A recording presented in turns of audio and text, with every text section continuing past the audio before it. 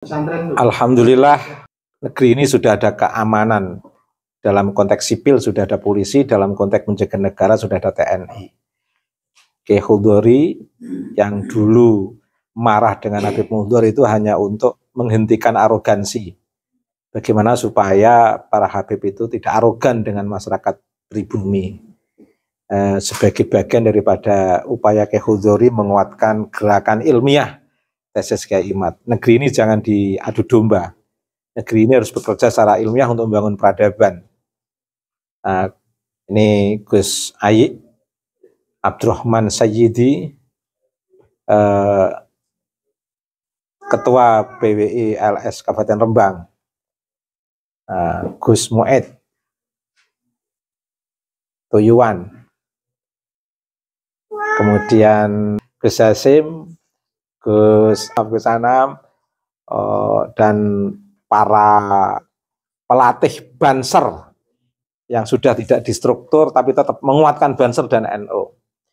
Dan sekarang ikut memikirkan negeri ini supaya tidak dijajah oleh mereka yang arogan, yang ingin seolah-olah Indonesia harus dalam kontrol dan tekanan FPI. Ya, tentu kita akan tertawa. Indonesia ini milik bersama, hasil perjuangan bersama.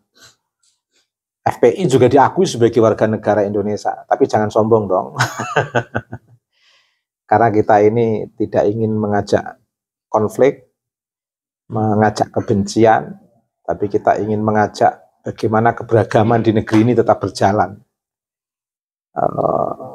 Kang Cipto, Kang Edi, ini Kang Edi kalau lawan 100 orang ya, dia pasti akan lari.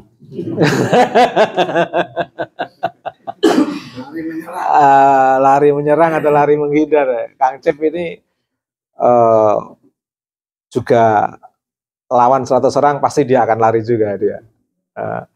Mengapa lari? Lari membawa bendera kemerdekaan untuk tidak perlu perang. Karena siapapun yang mengajak perang harus segera dipenjara. Siapapun yang mengadu domba, mengajak perang harus segera ditangkap. Karena itu namanya adu domba. Nah, perkumpulan ini bukan perkumpulan untuk mengajak perang, tapi mengisi kekuatan civil society. Civil society harusnya itu dikuatkan oleh organisasi NU Muhammadiyah untuk membangun keseimbangan sistem kekuasaan, sekaligus membangun kesadaran kewarganegaraan. Tapi kita lihat organisasi-organisasi besar ini kelihatannya sedang mencari aman, sehingga perlu kesadaran masyarakat bawah atau menengah kultural, istilah saya secara ilmiah itu, perlu kesadaran masyarakat menengah kultural untuk berbicara, karena menengah struktural sedang istirahat, bahasa ilmiahnya, sedang istirahat, sedang ngopi-ngopi. Kita sebagai masyarakat menengah kultural sedang prihatin terhadap kondisi bangsa. Mengapa bangsa yang besar ini seolah-olah kalah dengan mereka yang suka memasang baliho Rizik Syihab dan menyanyikan lagu-lagu keislaman yang sebenarnya hanya untuk kamuflase. Bukan Islam untuk rahmatan lil alamin, tapi Islam sebagai simbol kehendak kuasa. Ini kan problem. Tapi alhamdulillah setelah ada tesis Kiai Imad, semuanya calling down, gerakan-gerakan ekstrim, dan duduk manis. Termasuk yang dulu suka mencaci NU, sekarang sudah tidak ada yang mencaci NU. Bahkan mencari hati orang NU sekarang ini. Yang dulu suka menghina presiden, sekarang sudah tidak menghina presiden. Ini berkah gerakan menengah kultural. Berkah gerakan menengah kultural akhirnya sudah terjadi keseimbangan, kesadaran citizenship, kesadaran kewarganegaraan atau kesadaran civic, bahwa negeri ini memang harus dibangun dengan damai, dengan ramah, dengan egaliter, kesetaraan, keadilan, dan kemanusiaan. Bukan negeri yang hanya dikuasai oleh kelompok atau mereka yang ingin menciptakan kelas. Seperti Pak Alwi ingin kelas kedua, pribumi kelas ketiga. Itu ngaco itu. Itu namanya hegemoni. Itu namanya ananiah, jumawa. yang pribumi turun-temurun memiliki pahlawan yang luar biasa saja tidak pernah menciptakan kelas pertama Mbak Alwi kelas 3, enggak. Sampai detik ini pun meskipun Mbak Alwi sombong, tetap akan kita samakan, sama-sama warga negara, tidak ada kelas, sama-sama umat Islam, tidak ada kelas, kelasnya sama, Mbak Alwi dan masyarakat pribumi. Kita melawan Mbak Alwi karena hegemoni mereka, kesombongan mereka. Kita melawan Mbak Alwi karena mereka merasa kelas kedua, pribumi kelas ketiga, dan menganggap kolonial itu kelas pertama, Belanda kelas pertama, Cina dan Arab kelas kedua, pribumi kelas ketiga. Oh, ini harus dilawan itu, merusak negeri ini itu.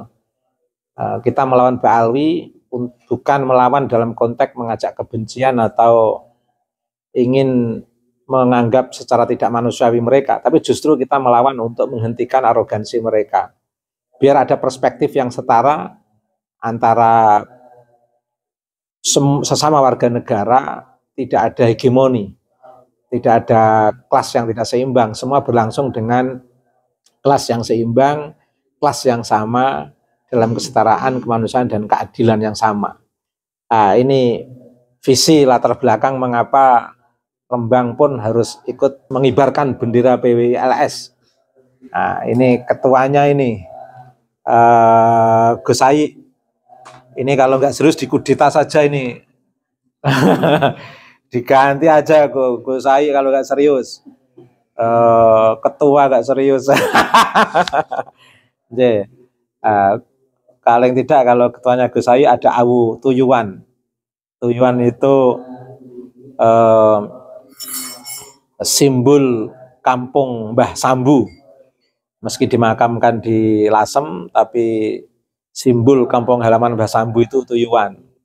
Karena seluruh ulama-ulama Nusantara yang dari zuriyah Mbah Sambu melewati desa Tuyuan. Melewati desa Tuyuan. Dan Gus Ai ini yang memimpin PWLS, bagian dari zuriyah Mbah Sambu yang kebetulan jalur laki-laki. Tapi orangnya nggak bisa marah ini ketua PWLS ini. Gimana kalau lihat Pak Alwi yang sombong itu senyum-senyum terus bisa Mak Ayi. Tapi tidak apa-apa, senyuman Gus Ayi bisa meruntuhkan arogansi Pak Alwi, termasuk meruntuhkan Habibah, perempuan-perempuan Pak Alwi. Tapi kayaknya Gus Ayi lebih kelihatan Sayyidnya daripada Pak Alwi ini, bangirnya, gantengnya, Masya Allah.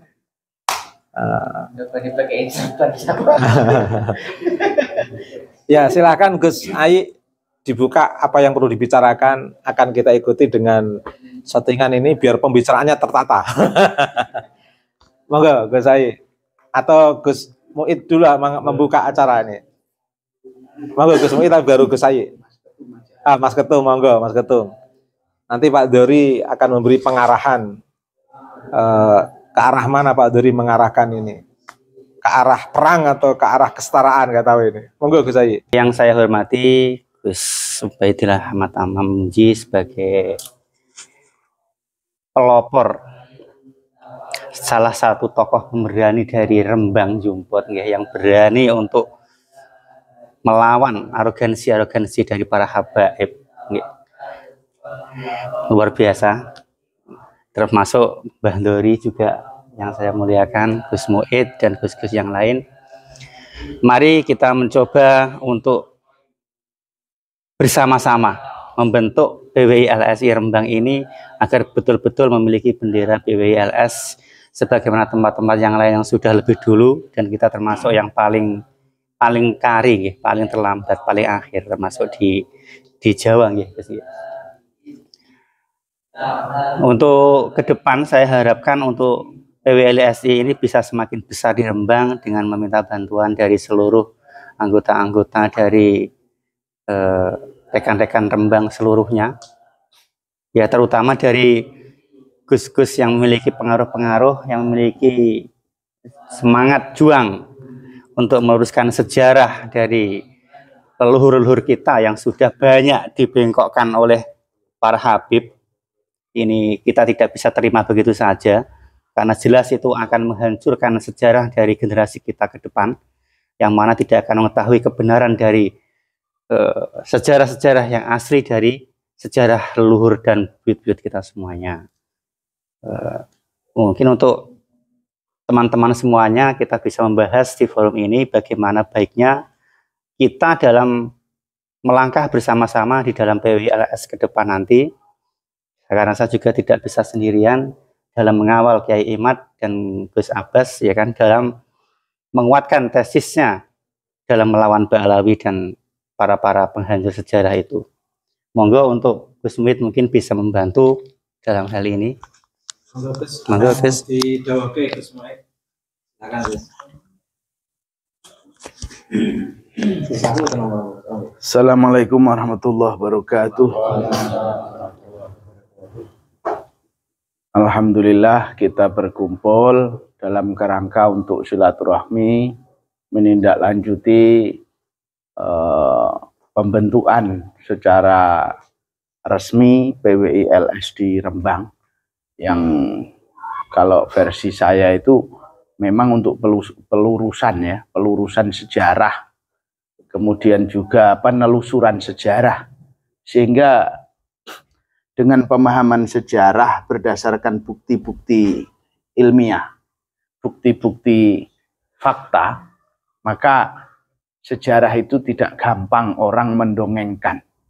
Jadi harus bisa membedakan antara yang dongeng dengan yang sejarah. Gitu. Itu yang paling penting. Kenapa? Karena pembeloan sejarah versi Babat Carita Lasem dimulai jauh sebelum ini, yaitu setelah Perang Trunojoyo, kemudian dimulailah Adipati Suro Adi Menggolo dari Semarang, yang dalam cerita Babat Carita Lasem itu dikisahkan sebagai orang yang mengambil, memerintahkan seluruh manuskrip terkait kesejarahan Lasem itu dibakar di depan alun-alun Masjid Lasem. Di depan alun-alun di Masjid Lasem itu kemudian semuanya hilang. Yang terselamatkan itu salah satunya adalah Babat Carita Lasem itu, karena dipegang oleh keturunan-keturunan dari Trah Majapahit yang memegang kesejarahan terkait kerajaan Lasem dari zaman sebelum Islam sampai zaman Islam.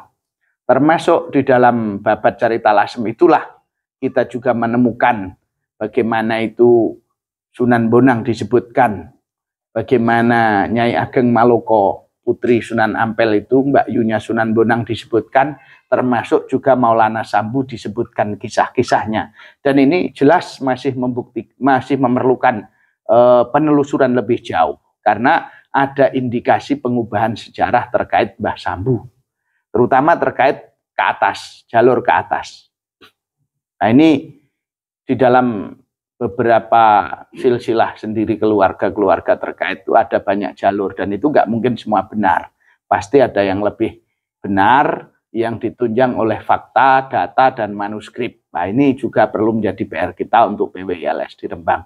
Tidak menutup kemungkinan juga terkait dengan tokoh-tokoh yang lain seperti Demang Waru, Mbah Abdullah itu. Sehingga dalam versi keluarga Tuyuan itu belum bisa menerima bahwa Mbah Abdullah adalah putra dari Mbah Sambu, karena dalam versi kita nggak ada anak Mbah Sambu itu bernama Abdullah. Tapi bahwa Waru terkait kesejarahannya dengan Tuyuan dan Lasem itu kita akui bahwa Waru terkait keluarga dengan Tuyuan Lasem. Tetapi sebagai anak Mbah Sambu masih belum kita terima karena belum ada data manuskrip yang menguatkan. Jadi ini juga kemudian terkait dengan tokoh-tokoh yang hadir dari Banten, yang di Gunem itu, yang ada 6 tokoh, salah satunya Mbah Soleh Panuan. Kebetulan Kang Mas Abdurrahman Saidi ini dari jalur Mbah Buyut Putri itu adalah cucu daripada Mbah Kiai Ageng Soleh Panuan itu, sehingga kita kenal keluarga-keluarga terkait berada posisi di mana, insya Allah kita tahu. Maka insya Allah kalau itu aman, akan sulit kalau dirubah-rubah sejarahnya, karena kita selalu pantau, walaupun kita tidak posisi berada di dekat dengan lokasi makam, tapi kita selalu pantau dan keluarga-keluarga terkait selalu hadir dalam acara haul dan acara-acara keluarga yang masih terkait. Yang ketiga, karena kalau siapapun dia tidak peduli dengan sejarah suku bangsanya, maka anggaplah dia sudah tidak ada.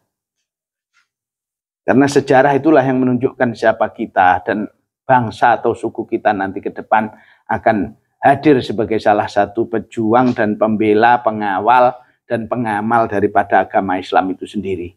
Supaya kita tidak mudah dikooptasi oleh cerita-cerita yang termasuk dalam tanda kutip tidak punya asar riwayat atau sanad, sehingga kita bisa mengerti mana itu cerita yang benar, mana yang dongeng tadi. Jadi kalau dari saya itu aja dulu, kita mulai, sambil berjalannya waktu nanti kita akan ada penyempurnaan-penyempurnaan.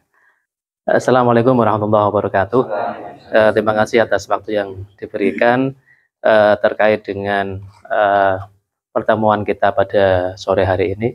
Alhamdulillah saya bisa bergabung dengan panjenengan semua terkait dengan pembentukan PPI LS di Kabupaten Rembang, yang mana sesuai yang saya ketahui bahwa ini termasuk agak terlambat, tapi paling terlambat ya. Tapi better late than never, lebih baik terlambat daripada tidak sama sekali kan ngonten.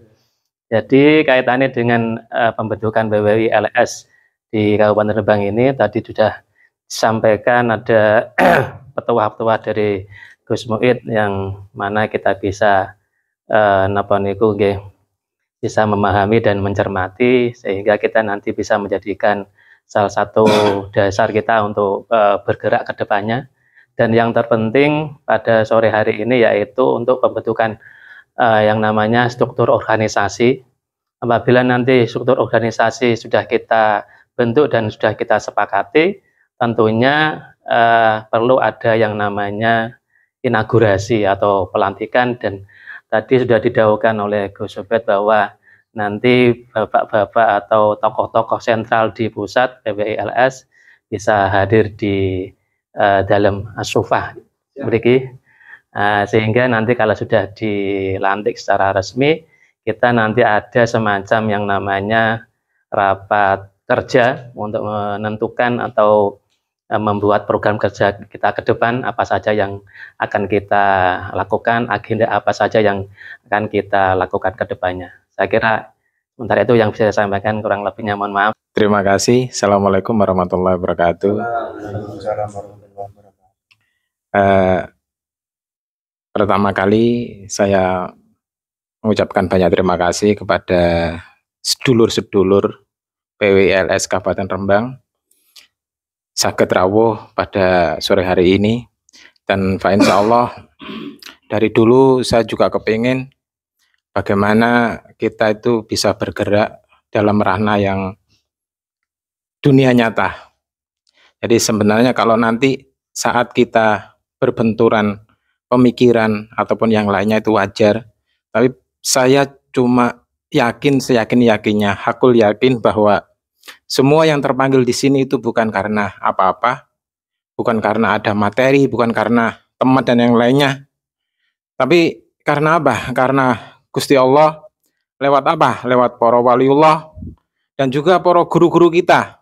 Mungkin saya yakin di sini banyak sekali, meskipun belum terdata secara pasti ataupun yang lainnya, saya yakin banyak sekali teman-teman di sini yang masih ada Duriya Wali Songo. Dan itu adalah panggilan hati nurani. Sekali lagi, panggilan hati nurani, kita berkumpul di sini berjuang.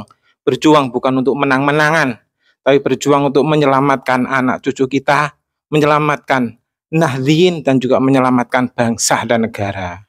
Mungkin itu yang bisa kita lakukan. Kita mungkin nggak bisa apa-apa, tapi itu mumpung kita masih diberi kesempatan hidup, itu yang harus kita perjuangkan. Ngoten mawon. Dan monggo nanti para sesepuh untuk bisa membentuk kepengurusan, dan juga kita-kita ini siap membantu di balik layar maupun di atas layar, pokoknya siap. Bismillah. Ngoten mawon. Sampai ora cakap aku.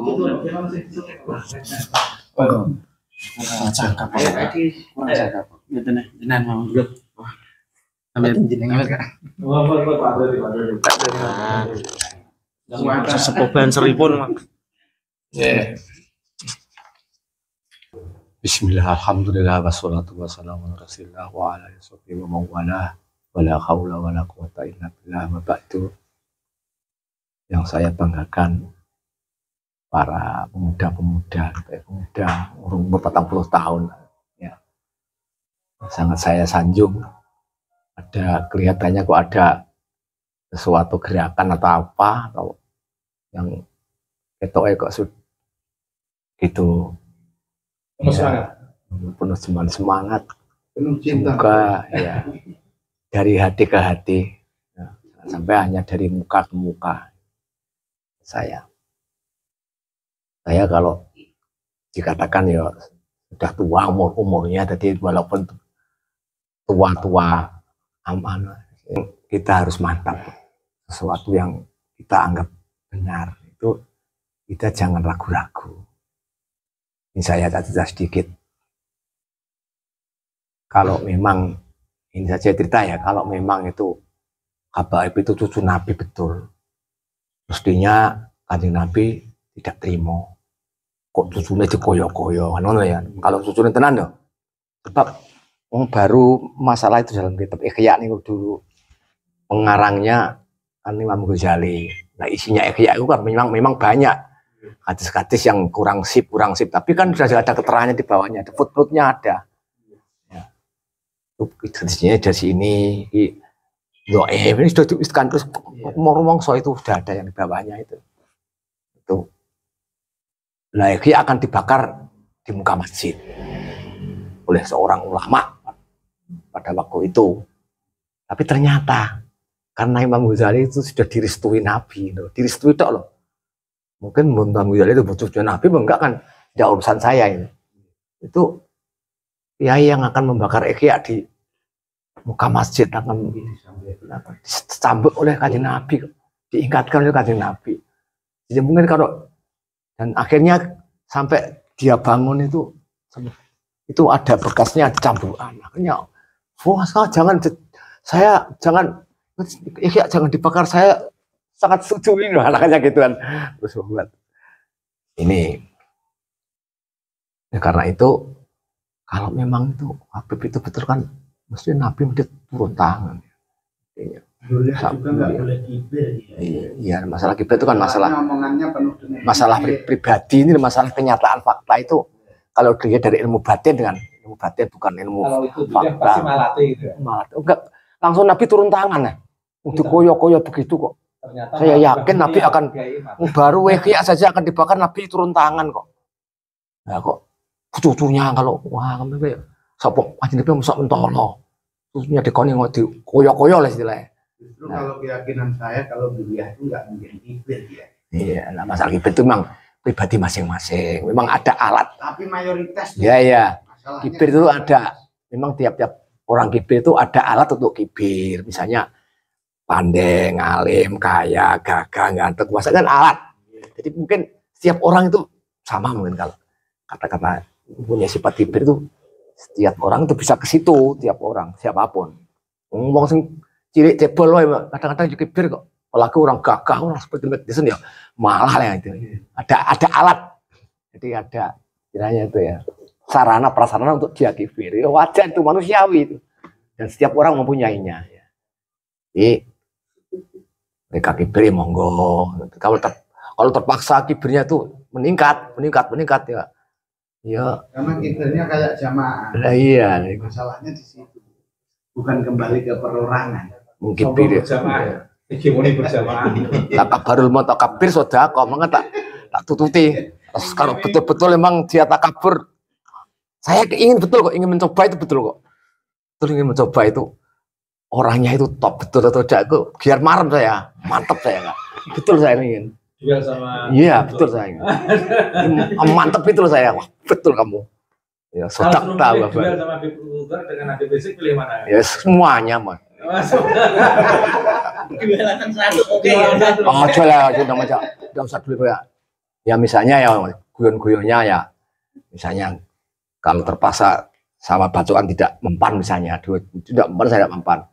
Kedua-duanya ayo digebyur berarti sak jeliga itu dibakar kedua saya dibakar itu dibakar. Berani enggak? Bala nggih, Mbak. Iya, bala. Ini aja Ya, Mbak. misalnya ini banyak tujuannya itu loh. Takabur mutakabir. Bagaimana kalau dipanggilkan si Betul. itu Fatatun Jamilatun Cinta. Ya, yang Suruh lemes pilih, Mbak. wong lanang itu nak kapan wis keneng godaan yang itu berengos kok pelengker gitu. Berengos kok pelengker. Memang keras itu biasanya ditentukan dengan kehalusan, halus dengan kelembutan gitu. Besi dipatahkan dengan air. Ini saya sangat salut kalau dari adik-adik, saya adik saja akan ikut-ikut indah-indahnya kok. Ada yang masih mampu keturunan Wali Songo. Kalau saya tuh keturunan Royo Gimbal ya, hanya istilahnya membombong, membimbing tak saja. Untuk teman-teman kalau saya dibutuhkan, ya kalau saya bisa saya salurkan. Pak dari siap gembleng kan nanti. Nah, insya Allah nah. Dua sing cekak-cekak yo akeh karena itu hanya untuk ya sekedar anu spirit hanya saja itu. Sepeda malah. Ya enggak masalah itu. Biar ada itu saja spirit batin itu ya untuk dorongan batin supaya tidak penakut. Tidak penakut. Jadi, takkan kembali pulang sebelum kita yang menang. Jangan ingin kalah. Orang bertempur jangan ingin kalah. Harus ingin menang. Kita kalau bertempur harus karena yakin menang. Menang harus jangan ingin mati sabilillah. Harus menang saja. Lalu iskariman jangan mut sahidan. Iskariman. Jemput sahidan. Sebab orang yang ingin mati syahid itu ciri-ciri orang yang egois. Ingin enak sendiri di surga. Tapi kalau orang kan tidak untuk perjuangan. Maka sekarang itu doa saya itu banyak yang tidak dengan puasa. Nanti kalau banyak puasa itu, wah nanti umat Muhammad, Banser dan sebagainya misalnya kan, harus tukang makan. Ya, makan ya. Harus pasukan berani makan. jangan pasukan berani mati. Makan terus. Pertama saya kira sudah tidak ada lagi mark saya. Kedua baik lagi. Kedua 3 kali makan saya kira di Jakarta tuh tidak ada makanan. Saya bawa mie nganggur. Bawa lepet saya lempar di atas gedung NU. Tidak laku ya. Saya kira tidak ada makan kok. Malah makannya orang Jakarta memang lomo-lomo. Lomo Jakarta itu. Oh, waktu jadi Kopassusnya Gus Dur dulu. Iya. Wah, jadi seneng. Nah, ini Mbah Dori ini mantan Kopassus presiden. Ini ya. Pokoknya itu toto yang baik. Yang memang suatu kemajuan suatu organisasi itu adalah dari pemuda. Ya, majunya dari seorang pemuda. Masa ke tokoh 9 saja pemuda semuanya. Kata Pak Karno, beri saya 9 pemuda. Oh, ya. Saya sanggup menerobohkan Gunung Mameru. Oh, beri saya 1 orang dong. Itu kan suatu kata-kata istilahnya untuk mendorong ya. Moto ya. Orang moto. Akan saya sanggup mengguncangkan dunia. 1 orang yang pandai, saya sanggup mengguncangkan dunia. Ya kan begitu kata Pak Karno itu. Dan lagi punya tikar 1 dengan bandal 1 berani kawin. Dan ini jangan takut. Kayak wani rabi, ndak orang duit. Nah iya itu. Jadi pemuda kok. Wah rabi rawani. Bab ciri-ciri orang yang bakhil itu orang yang takut rabi. Ya. Kurang kurang semangat. Ya, dia itu tidak merasa enak, tidak senang kalau hasil kerjanya untuk orang lain. Istri kan gitu. Terus orang yang kiai kok tidak wani wayo. Itu kiai yang ciri-ciri, iya, ciri-ciri bakhil itu. Karena takut kalau hasil kerjanya itu dimakan oleh orang banyak. Ya gitu. Kalau Jawa Timuran itu istrinya ada yang 3, ada yang 2, ada yang Jawa Timur istri 4. Nah, iya. Itu Kiai Sadili itu berasan itu, wah istrinya itu 3 atau 4, anaknya 35. Kenal saya kemarin kenal di ya, besok harus gitu. Biar nanti keluar dari kamar berangkat. Tapi konangan dengan dukun bento dikepuk langsung sembuh. Nggak percaya ini ya. Ya, kemajuan itu adalah di tangan pemuda. Dan berkah di tangan orang tua. Orang tua mau berkat tok di sini yo. Orang main dong tua itu. Ya mau gila-gila tok. Saya dorong supaya pemuda-pemuda adik-adik ini ya betul-betul mantap. Gus Abbas itu mantap. Putune ngejaduk kok, ya, motor ngejaduk. Nah, Sadaliyah itu di Paraan saja kalau saya tahu, Paraan. Ya itu sih. Haidar kemarin Haidar ituundut Haidar. Terus ini sekian, semoga ini berjalan lancar dan Basuki mawa beo ya. Yo aja sithik-sithik ya pokoknya ini tidak. Ketika saya membuat baca di Pamotan itu, masya Allah, tidak seperti membalikkan tangan kok. Doran di kelambi, gak di sepatu. Saya berusaha sampai tidak ada aku dono banser, senajan banseran. Terbang panser. Dulu loh. Kalau dimantikan di sini mawon. Nah itu serah ini nanti. Ya seragamnya lah pakai space. Boh carane kudu seragam cek disemproti kain-kain elek disemproti gak masalah ya. Diwenter gak masalah. Yang penting penampilan kan ketok wah. Kan penampilannya kan saja ada piye ngono. Karena penampilan itu penting juga ya. Siar kan penampilan. Nah, terus maju. Harus terus maju. Maju ayo terus maju. Singkirkan dia. Habislah mereka. Wah, musuh kita. Sekian. Kurang lebih baik buruk, benar salah saya minta maaf. Wallahi faqina ila. Assalamualaikum warahmatullahi wabarakatuh.